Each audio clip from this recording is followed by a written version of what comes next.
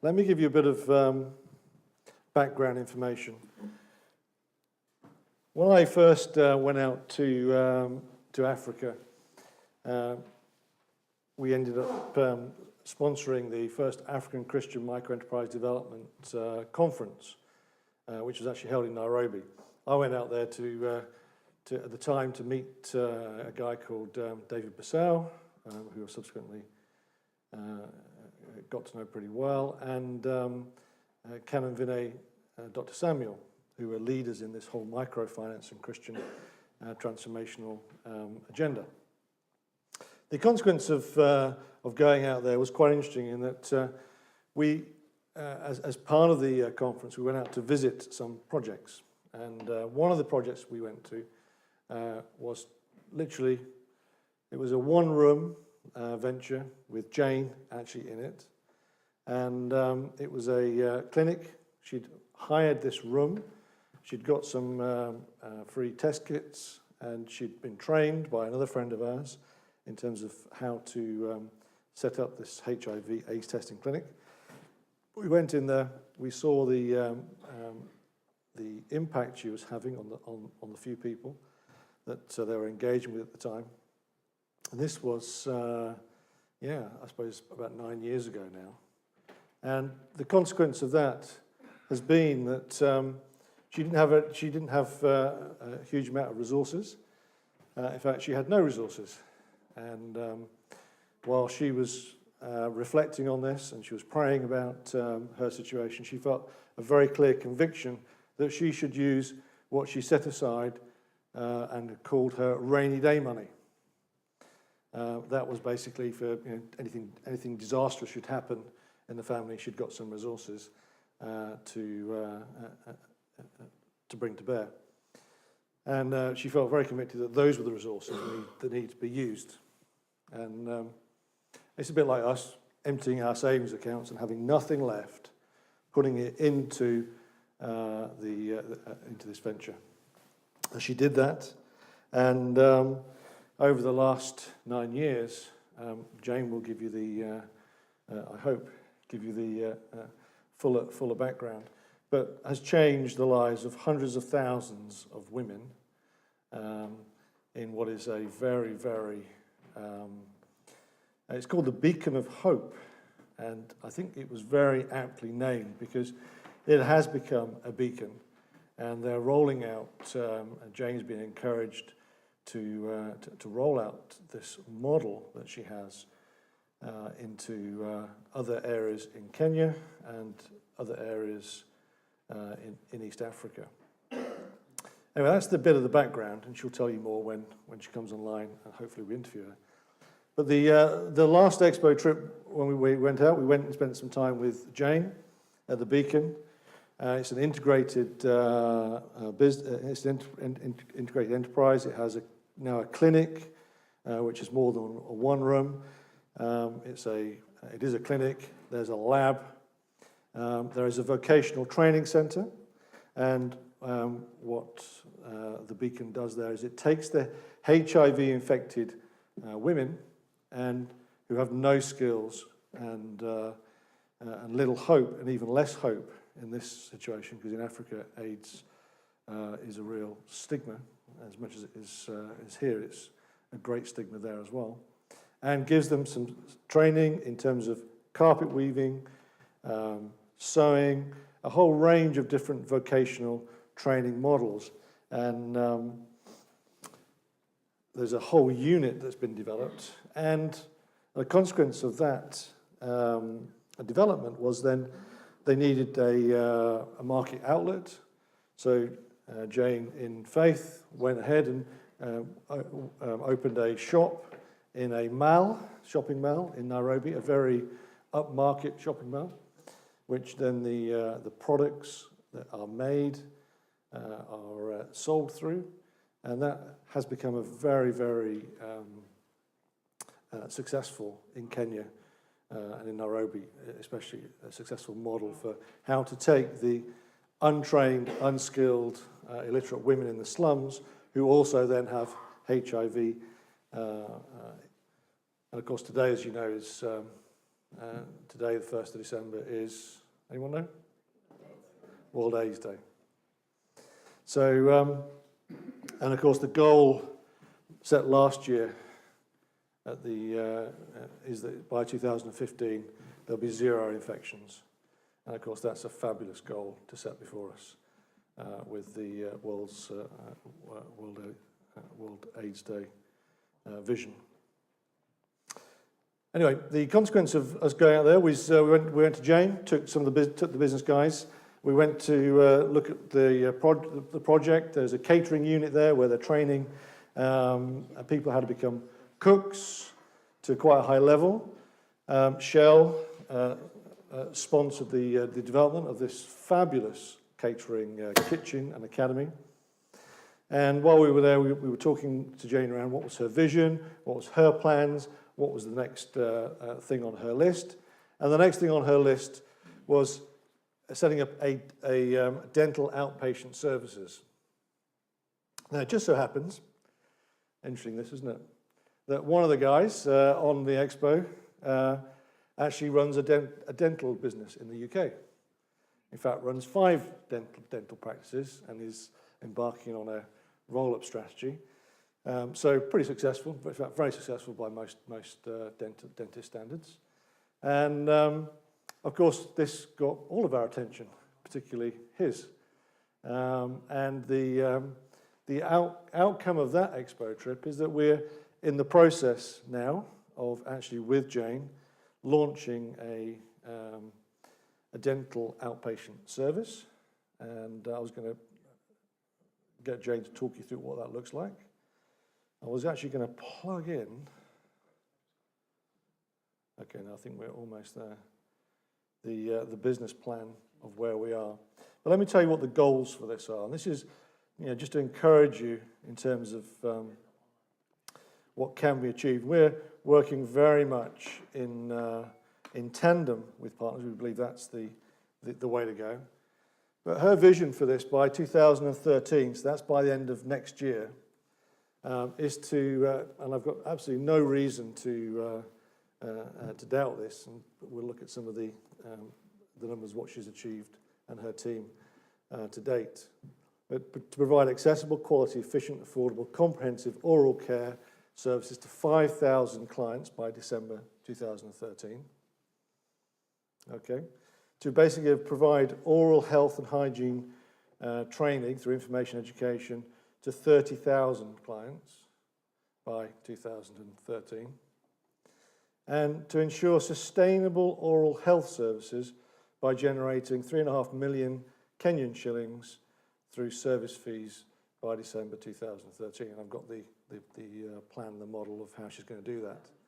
She was horrified when she went to the dentist herself and found out she was given this humongous bill. So now she has worked out all the price points for the dental services. And of course, working in tandem with our TBN partner here, I'm sure that is going to be a success. But, to start something from scratch and actually, within 12 months, be impacting 5,000 clients, educating 30,000 people, and swinging the enterprise to 3,500 fees, 3.5 million Kenyan shillings of fees. By the way, that's about £26,000. So it's not, in the scheme of things, it's not huge revenue, but from a startup, that's pretty huge. Now, of course, the benefit here is she's building and leveraging on existing capacity and existing infrastructure, which is good. Are we set to go? Yeah. Are we online? Aye. This is great. Can Jane see me? Hi, Stuart. Hey, Jane. Welcome. I'm so delighted that we've managed to get you patched in. Pardon? I said I'm so delighted that we've managed to patch you in. Yes, finally. That's great. Can you see the room? Pardon? We're going to add you. We're going to add another view so you can see the people in the room as well. All right. Am I actually on there? Yeah, I am. Yeah, great. Good. So, Jane, listen, I've just been giving the guys a bit of a heads up on the Beacon of Hope, but it'd be really good to hear from you.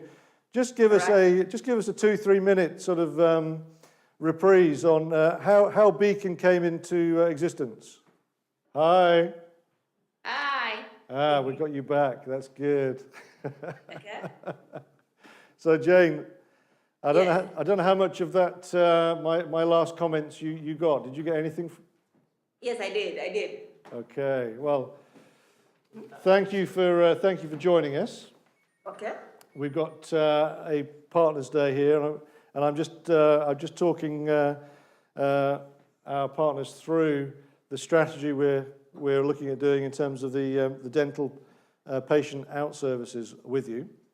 Mm-hmm. But just to sort of back up, I thought it'd be really good just for you to give us a bit of the story behind Beacon, and a little bit about the impact you've had over the last 7-8 years, and where Beacon's at now, just to create the context. Okay. It started, I would say actually, it's 10 years now, by the way. Okay. And there was a need to address the issue of HIV and AIDS.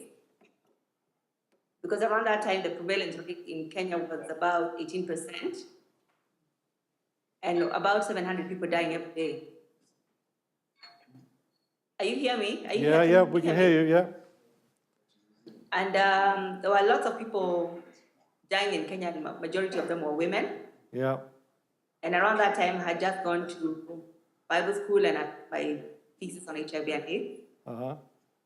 And I really just felt challenged to do something about that situation. But when we started, we started economic empowerment just to deal with issues of poverty that was so prevalent. And we just kept on adding all the other programs. Health factors really come in because of the nature of the problem that we're dealing in. And it's education for the children, because there are lots of orphans who are being left behind by parents. So we started a child sponsorship program, also a daycare for the mothers coming for training, different skills, as part of the economic empowerment. And that, of course, today grown into a big school. And the economic empowerment has continued to grow in terms of the products, in terms of the people we've empowered, who are thousands of women who are actually empowered with skills and are running their own enterprises and are able to market and have a successful and sustainable lifestyle. And then the healthcare, I think so far since we've been able to buy land and put up a medical facility, has been able to impact more than 200 people. How many? 200,000 people. Okay. Which is a bit crazy because the population of Rongai is actually 400,000. So you've had a sort of 50% hit rate then? Yeah, so I find it interesting, but those are the figures. But we've been going out of Rongai as well. Yeah. But the need is big. And we decided to keep on, not a hospital, but to remain a size medical center that is really the masses. So in the medical center, we have the HIV care and treatment. We are the biggest in that area. How many patients do you see a week at the HIV AIDS Centre and Clinic? Per week, we see about 120. How many? 120. 120. Okay. Yeah, 20. Yeah. The prevalence rate now has gone down drastically because the interventions that have been put in place are working. Yeah, sorry, I missed that last bit. The line is not that clear. I'm saying the prevalence rate has really gone down for HIV and AIDS. Okay, the prevalence rate's gone down, yeah? Yeah. So what was it at and what has it now gone down to? It's about, nationally it's about 7%. Yeah. But in Rongai, we are still at 10%. It's gone down, but it's come up again to 10%. Okay. And what was it at when you first started, Jane? 18%. Okay, so it's sort of halved in the last 9 years. Yeah. Great. And we've been able to put all the people on treatment. Yeah. And we've had a very successful prevention of mother-to-child transmission. We were, last 2 years, we've been working with 100 mothers who are HIV positive, Yeah. and they've all given birth to HIV negative children. Fantastic. That's wonderful. Yeah. Great. So we are excited about what's happening at the clinic, at the medical center, Yeah. but we want to add on other services so that it becomes like a one-stop shop for the community. Yeah. And just So- tell us a little bit about the vocational training that you do for these ladies. Yeah, we do different skills. We teach them different products, and now that is how to make rugs and table mats and dresses and clothing. Uh-huh. And we also teach them business management as an addition to empower them to be able to run their own enterprises. And we have a little microcredit that they pocket money that can have money to start their business. And we mostly then at catering, teaching them how to cook and work in little hotels. Yeah. And can start their own businesses. And that's been very successful. We've trained over about 2,000 women. How many? Over 2,000. Over 2,000, okay. Over 2,000, yeah, since we started. Because that's long term. They don't come and go. They have to come for a whole year for the training. Yeah. You can do only a certain number. Yes. But that has really worked well because this year we were able to do a survey and on the impact. And we realized that a lot of the women are, to a large extent, running their own enterprises, and we moved them out of poverty. Yeah. Which is great. Mm. And then, then we have school. Yeah, tell us about the school, Jane. Your daughter had an opportunity to be there. And it started as a little daycare because the women come with their children. Yeah, so the women who come for the training bring their children. Yeah. Yeah. But we also saw it as an opportunity, and it just get them as children receive. But we saw it as an opportunity to begin to deal with the issues of illiteracy that were very, very prevalent, and also to deal with the poverty situation using education. So through that, we've been able to start it started off as a kindergarten daycare, now it's a kindergarten, and now we're just about to, we've started now a primary school, and I've actually been building. And our hope and prayer is the one best outstanding that area. And how does that work in terms of sustainability, Jane? Are you are they paying school fees? Is the school paying for itself, or are you subsidizing it? Well, we are subsidizing, but we started an interesting model we're calling it 50-50. Whereby we're able to get 50% of the students from the community around who can afford. Yeah. But still a well-priced amount of fees.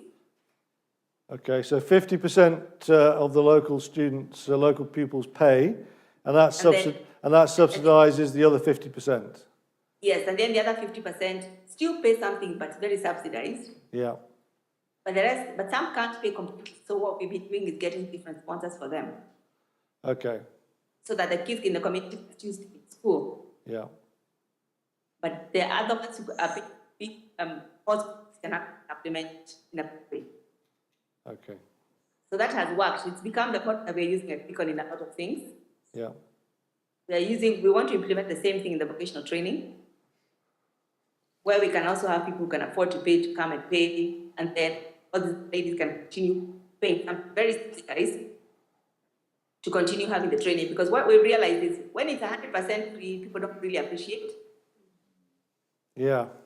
But when people pay for something, they appreciate it and they value it. Yes. So that for me, that's one of the big lessons. And in the medical center, they are very happy to pay, apart from the HIV client who come for free because we get the medication for free. Yeah. But all the other clients who come for general treatment, because we also have people who come for the usual malaria treatment, hypertension, diabetes, typhoid, they come and pay. Yeah, I'm sure they do. Yeah, yeah. So that is helping, can help the facility become self-sustaining, clinic become self-sustaining. And and Jane, tell us about the lab, because we were there, I was quite surprised to see that you've got this this lab associated with the clinic, and that seems to be quite revenue generative. Yeah, the lab and the pharmacy actually generate good income. Yeah. And we've started working with the insurance companies. There are lots of insurance companies in Kenya who are now doing microcredit, micro insurance. Yeah. And they are targeting mass adoption. But for that product to work, they have to work 66 hours. But what they pay us is still so much better than what the computer would pay us. Mm. Because they pay like 500 shillings for consultation per patient, a bit 3 times that for medication, 3 times that for the lab. So we want to see how we can sign up more insurance companies into my insurance. Sure. To help us become sustainable. Yeah. Yeah. And Jane, just talk to us about the new initiative, which we're going to be obviously, which we are doing with you on the dental outpatients. There's a great need for that area. People generally have bad teeth. People generally have bad teeth. Yeah. Okay. Very bad teeth, and the dental facilities that are there tend to be very expensive. The fees that are there. Yeah. The dental, so you're saying the local dentists are very expensive? It's very expensive, yeah. They're very expensive. Yeah, and just... So the market is there. The market is there. When we have medical camps, we have a lot of people coming for the dental medical camps. And it's something they've actually been asking for. Right. And it's again something, as long as it's well priced, it's something people will be willing to pay. Right. Yeah. And again, we have the critical numbers. So how do you see this working in terms of it being, obviously the rich can pay for their teeth, but how is that going to work with the guys who are poor? Pardon, repeat again? Yeah. So obviously the guys who've got the money can afford to go to the dentists. Yeah. How are you? What's the model for the dental outpatients business to be self-sustainable? We'll use the same model that we have, because we still have guys who come to our clinic and pay. I mean, they drive cars and everything. So those are the guys who want to actually come to start paying a bit more. Yeah. And then the micro insurance company. I'm telling you that there's a lot of insurance companies that are big, the masses, and they're signing us up to be one of the health providers. Yeah. So we want to be able to. We are already on 2 of those boards. Great. With 3 insurance companies, so we want to keep on increasing that. But even with the masses, the main thing is number. Mm-hmm. Even if they're not paying a lot of money, the main thing is numbers. Mm. And with those numbers, you can actually be self-sustaining. We were working on our numbers recently, and we realized that as long as we keep on adding these services, it actually it's very possible for us to see 165 people on a daily basis. Sorry, say that again. We were working out our numbers the other day. Yeah, working out your numbers. And we were working at it can be able to. I think the numbers we sent you was like seeing 50 people in the clinic for the dental unit. And when you see 50 people each day for the dental unit, at the end of the year, I think we should be able to generate something like 3.5 million. Yeah, 3.5 million shillings. Yeah. Yeah, yeah. That's the 25,000 revenue we were talking about earlier. Yeah. Yeah. Great. Yeah. So we're really looking forward to taking this dental unit from your concept through to successful delivery. Yeah. over the next few months. Yeah. What message would you have for the ladies and gentlemen in the room who are obviously embracing the TBN message of using business as a transformational tool and their skills to make a difference in the lives of the poor? What are the what sort of words of wisdom or words of encouragement would you give? I think it's overdue. Say it again. It's an overdue decision.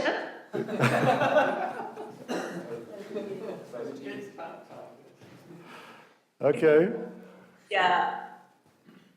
And I wish this could be more often, because for us also, apart from the dental provision, a lot of skills that will also help us enhance what we do at medical center. Yeah. But the impact will be amazing as well. Also to realize that you can actually make some money with the guys at the bottom of the pyramid at the end of the day. Yes. But really be adding value and true transformation, just providing that important service to the people who can afford it. Yes. So from a kingdom perspective, I would look at it and say it's been an overdue thing. And if more business people could think of doing such, it will be a long way in eliminating poverty in the world, actually. Great. Yeah. And yet it won't make the state poorer, actually. It will actually bring more fulfillment. It's a complete cycle. Yeah. Great. Well, Jane, thank you ever so much.